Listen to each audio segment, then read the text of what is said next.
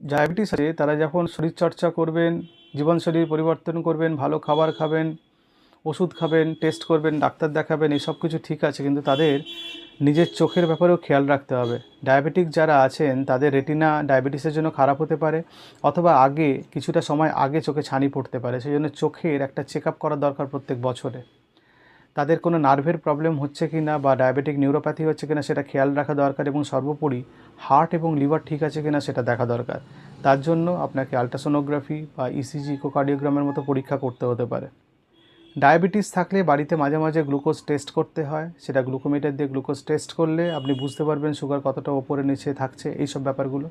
এবং খুব ইম্পর্ট্যান্ট হচ্ছে, আপনার যদি কোনো রকম সিমটম থাকে যে শরীরের মধ্যে কোনো অসুবিধা তৈরি হচ্ছে, সেটা একটা বুকে ব্যথা হতে পারে, শ্বাসকষ্ট, বুক ধড়ফড় হতে পারে, বসা থেকে উঠলে মাথা ঘুরে যাওয়া, এইসব ব্যাপারগুলো, সেগুলো তাহলে ডাক্তারবাবু পরামর্শ নিতে হবে। এগুলো ডায়াবেটিসের কমপ্লিকেশন।